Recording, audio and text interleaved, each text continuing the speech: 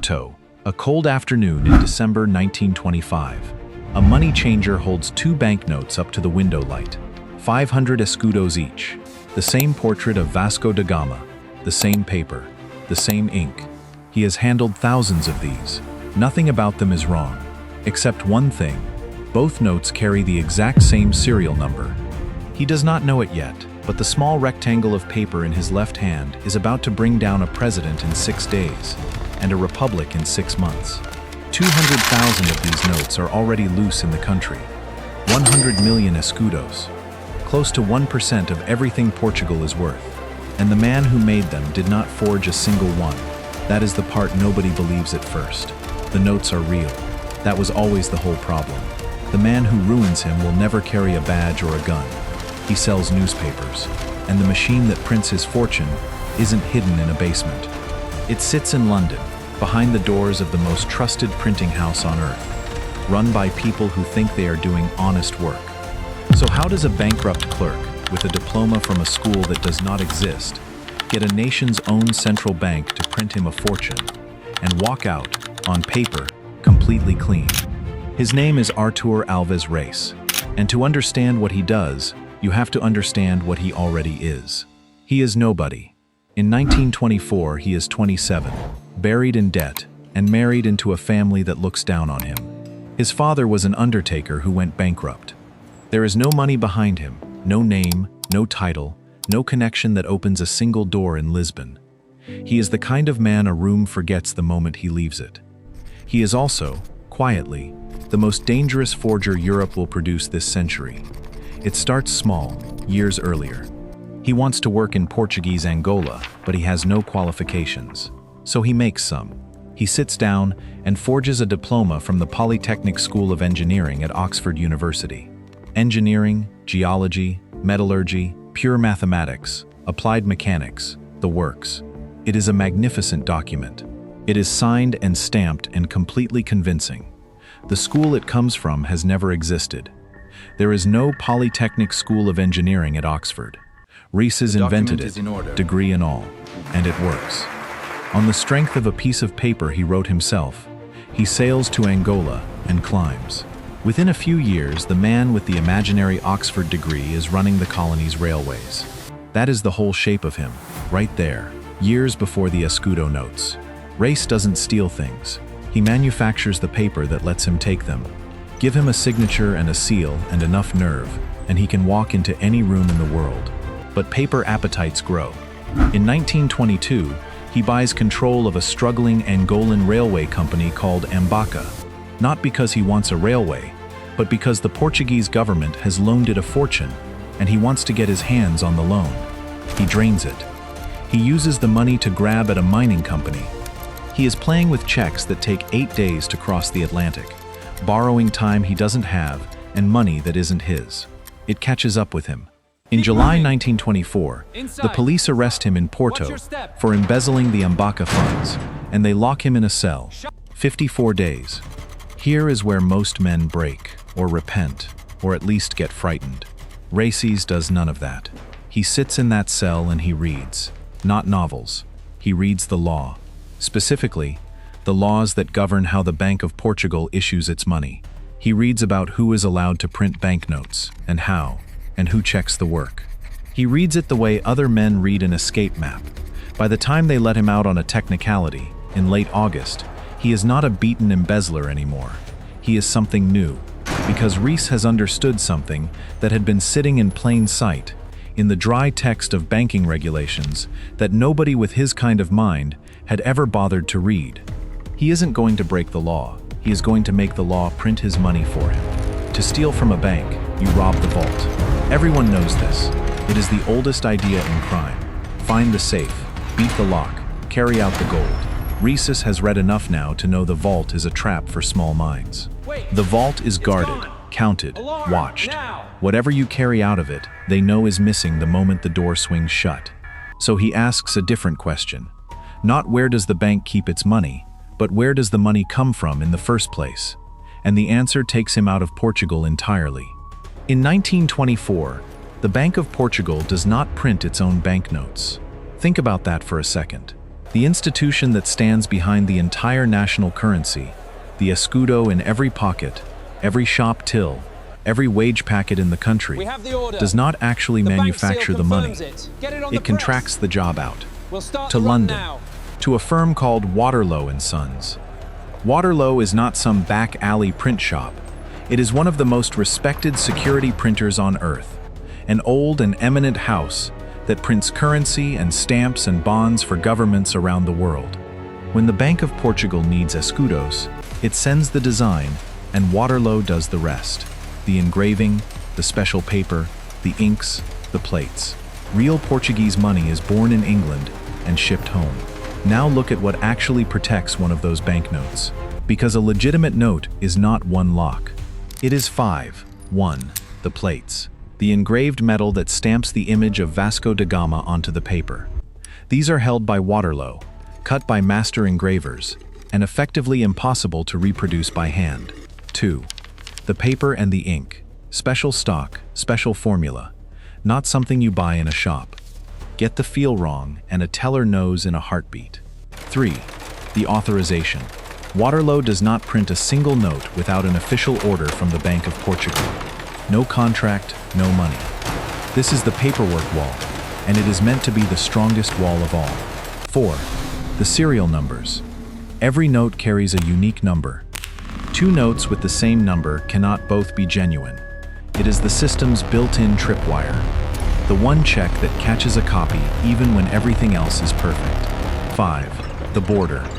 Getting hundreds of thousands of freshly printed notes from London into Portugal, without customs, without inspection, without 100 questions. 5 walls. Plates, paper, authorization, serial numbers, and the border. Break in, and you have to beat all 5. And beating even one has stopped every counterfeiter in history. Here is the thing about Reis, and it is the whole reason this story exists. He is not going to break any of them. He looks at wall 1, the plates, and he does not try to copy them. Why would he? Waterlow has the real plates. He looks at wall 2, the paper and ink, and he does not try to imitate them. Waterlow has the real paper. He looks at wall 3, the authorization, and he does not try to sneak past it. He is going to walk straight up to it and hand them a contract. A contract he wrote himself, in the same steady hand that once invented a college at Oxford. Because Reis has seen the flaw the whole beautiful system is built on. The 5 walls all assume one thing. They assume the danger is a stranger, an outsider, trying to fake his way in. Every safeguard is designed to keep the counterfeit out and let the genuine through. But what if the genuine article is the crime? What if you don't sneak a fake past the printer? What if you convince the printer to make you the real thing, on the real plates, with the real paper, and simply lie about who it's for? Then there is no fake to catch. The plates are correct. The paper is correct. The ink, the portrait, the size, the weight, all correct. A note like that would pass every test the Bank of Portugal owns, because it isn't an imitation of their money. It is their money. And the men guarding all 5 walls are 3,000 kilometers away in London, taking their orders on trust, from a document nobody thinks to question. Reis wasn't looking at the vault, he was looking at the printer, because whoever controls the printer never needs the vault. A plan this size needs more than one man. Reis can forge the paper, but he cannot walk into London himself. He is a nobody with a criminal record and a Portuguese accent. He needs faces the world will trust. So he goes shopping for accomplices, and the men he finds are almost a joke. First, José Bandeira, a petty crook, small-time, unremarkable, except for one detail. His brother Antonio is the Portuguese minister at The Hague, a real diplomat, real standing. A name that opens embassies. Second, Karel Marang, a Dutch financier who carries a diplomatic passport issued by Liberia and moves through borders like weather. Third, Adolf Hennies, a German with money, mystery, and a talent for staying just out of focus. None of them can build the scheme. That is Reis's gift alone. What they bring is respectability, the polished surface he does not have. He is the engine, they are the paint, now the forgery itself. And this is where you see how patient he is. He starts with the paper, not just any paper, but official government stationery, the stamped kind the state uses for real documents. On it, he draws up a contract. The story it tells is simple and plausible. A syndicate of financiers is going to lend a large sum to the struggling colony of Angola, and the loan will take the form of banknotes. Then the signatures. He needs the names of powerful men, the High Commissioner of Angola, the Minister of Finance. He does not guess at them. He takes a genuine banknote, and using a tracing device, he copies a real official signature, stroke for stroke, off the money itself. The signature on his fake contract is traced from the very currency he is trying to counterfeit. The system's own product betrays it. Then he takes the contract to a notary to make it official. And here, the great fraud turns on the smallest human weakness. The notary does not read it. It is long and dull, and it is easier to just stamp it. So he stamps it, and that stamp pulls in more recognition. The British, German, and French consulates add their seals, each one trusting the seal before it. Layer by layer, a document Reis typed in a rented room takes on the full weight of officialdom. Nobody forged those consular seals. They were given freely, to a lie. Now he has his contract. He needs his printer. Meringue takes the documents to a respected Dutch printing firm, and they say something that should have ended everything, but instead makes it perfect. They look at the sample notes and say, "We cannot do this. These are Waterloo's work, out of London. The plates are theirs. Nobody can copy them exactly. If you want notes identical to these, you have to go to Waterloo." The one firm honest enough to refuse the job hands Reis the address of the one firm that can do it right. So on the 4th of December 1924, Meringue walks into Waterloo & Sons in London and asks to see Sir William Waterloo himself. Sir William is the managing director, old family, old firm, impeccable reputation. Meringue explains that this is a delicate matter, a confidential loan to Angola, politically sensitive, requiring absolute discretion. He promises the official paperwork from Lisbon will follow, and it does follow. More of Reis's forgeries. Sir William reads them, and he believes them. He makes one mistake. It is the only mistake that matters. He does not contact the Bank of Portugal directly to confirm. He asks the men in front of him to provide the documentation, and of course they can. Endlessly, beautifully. He is checking the lie against itself. His own man in Lisbon, an agent named Henry Romer, hears about the deal and is alarmed. He sends warning after warning to Sir William. This is irregular. The right to issue notes in the colonies does not work like this. Something is wrong. Slow down. Sir William does not slow down. He has decided this is real, and a man who has decided rarely undecides. He keeps the whole thing quiet inside his own company, trusting his own judgment over every alarm bell his own agent is ringing. Then comes the detail that makes the scheme both possible and doomed. The contract says, these notes are only for Angola. So they will be overprinted with the word Angola once they reach Lisbon, before shipping on. Which means, Reis's men explain, it does not matter if the new notes reuse serial numbers that already exist on other notes. They will circulate in a different place, under a different mark. The duplication is harmless. Sir William accepts it, and Reis, back in Lisbon, knows exactly what he has just agreed to, because that is the one thing he cannot design away. To get notes identical to the real ones, printed from the real plates, he has to accept real serial numbers, and some of them will be numbers that already exist. 2 notes, 1 number, somewhere out in the world. It is the single crack in an otherwise flawless machine. He knows it is there. He builds the whole empire anyway, and hopes no one ever lines the 2 notes up side by side. In February 1925, the first shipment is ready. 200,000 banknotes. Real paper, real ink, real plates. Not one of them forged.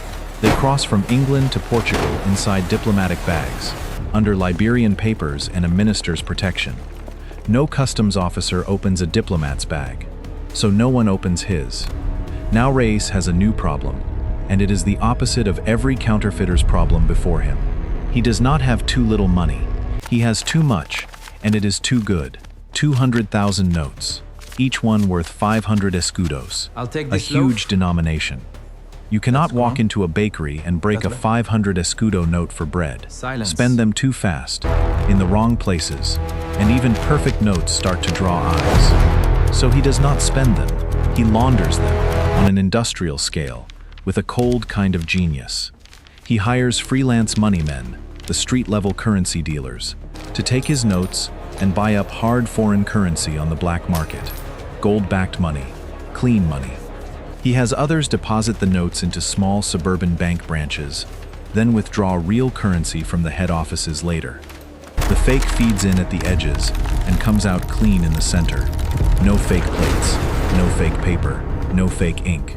Just real money, moving through real banks, told a false story about where it came from. And then, one small disaster that should have ended him, and doesn't.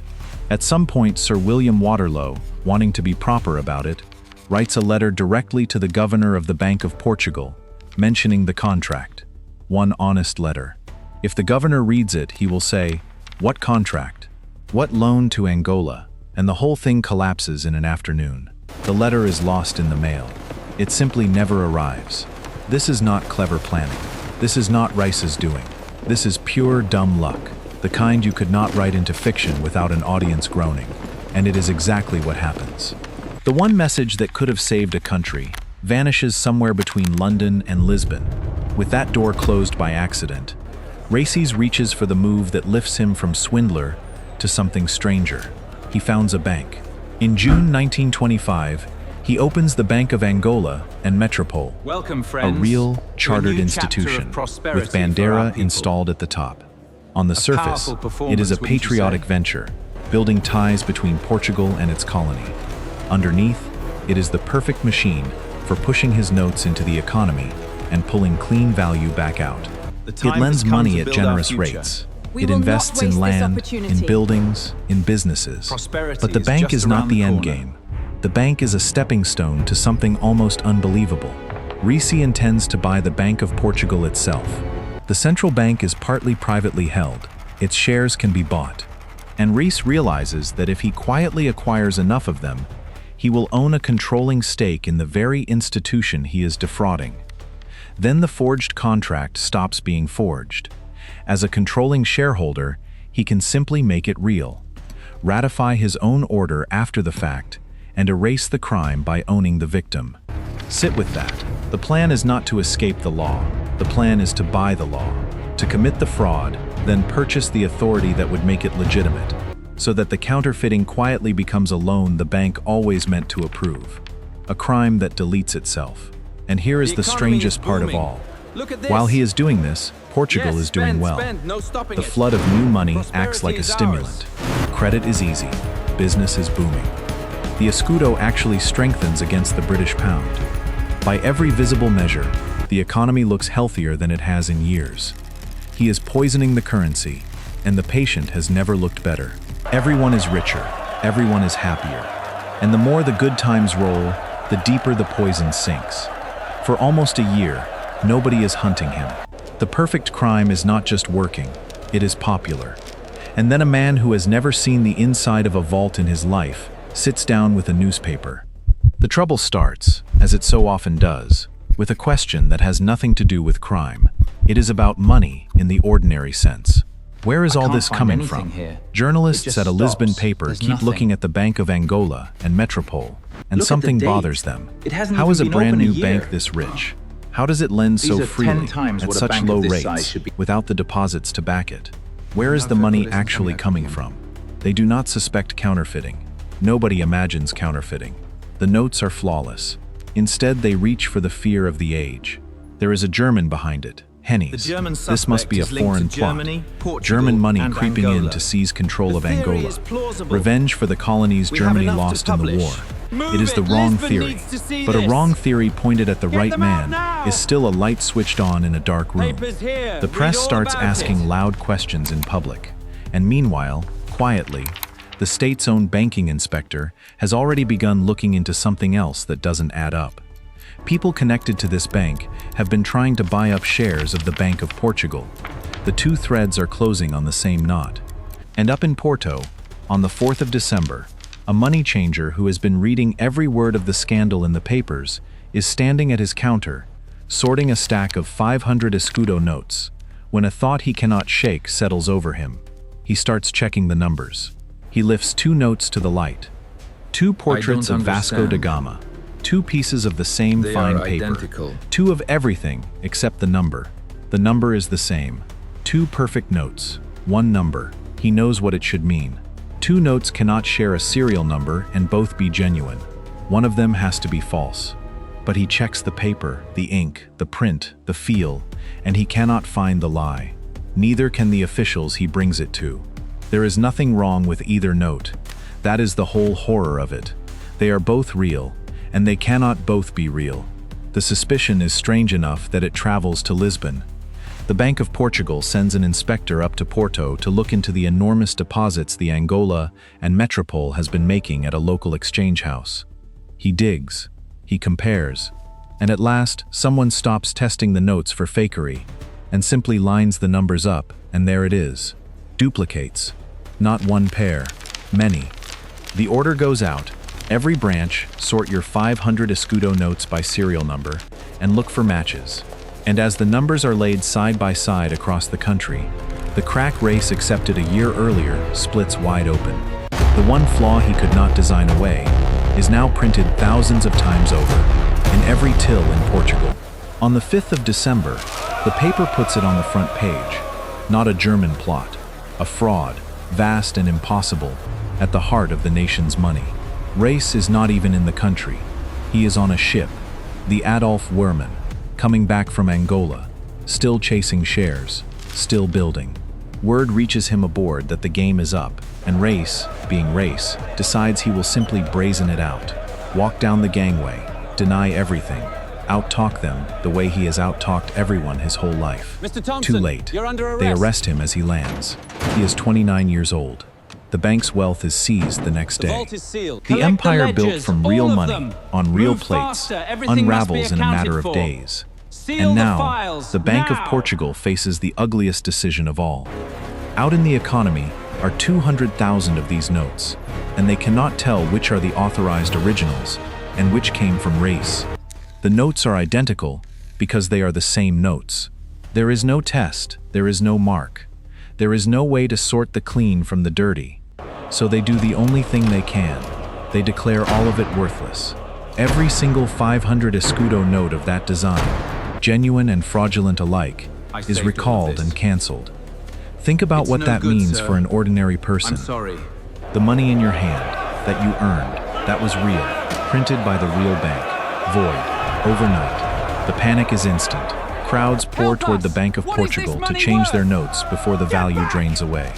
Faith in the currency collapses, and faith in the currency is the thread everything else hangs from. Faith in the banks goes, then faith in the government that let it happen. 6 days after the arrest, the President of the Republic resigns. 6 months after that, on the 28th of May 1926, the military overthrows Portugal's first republic.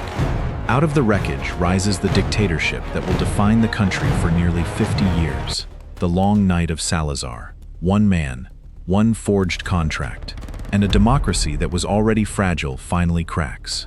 He set out to buy a bank. He ended up helping bury a republic. The reckoning, when it comes, is crooked in every direction. The trial does not even begin for years, nearly 5 of them, because Reis's forgeries are so good that the judges genuinely suspect officials inside the Bank of Portugal must have helped him. It is almost a compliment. The work is too clean to believe one outsider did it alone. When he is finally tried, around 1930, he is convicted and sent to prison for roughly 15 years. He finds religion behind bars. He comes out in 1945 to a country that no longer remembers him, and he dies a decade later with nothing. His accomplices scatter into wildly different fates. Meringue, the Dutchman who carried the story into Waterloo's office, is tried in the Netherlands and serves under a year. He moves to France, buys a small manufacturing business, and lives out his days as a wealthy, respected citizen. Henny slips away and fades into obscurity. The engine goes to prison. The paint walks free. And then the final, sourest twist of all. Someone does have to pay, in full, in a court of law. It is not Reis, it is Waterloo. The Bank of Portugal sues the printing firm for negligence. For the letter never sent, the confirmation never sought, the warnings from Henry Romer never heeded. The case climbs all the way to the House of Lords in London, and the bank wins. Waterlow and Sons, one of the most trusted names in the history of printing, is ordered to pay enormous damages, and the firm never recovers. The house that made the real money is broken by the man who tricked them into making more of it. The victim pays, the forger dies broke, the colony gets nothing, and a dictatorship inherits a country. So what do you call a man like Alves Reis? Not a counterfeiter exactly. He never faked a note in his life. That is the thing that stays with you. His crime wasn't fake money. His money was more real than anything he ever said. No fake plates, no fake paper, no fake ink. Just two perfect notes, somewhere in a stack in Porto, holding a single number between them. The one honest flaw in the whole design, waiting for a tired man at a counter to hold them up to the light.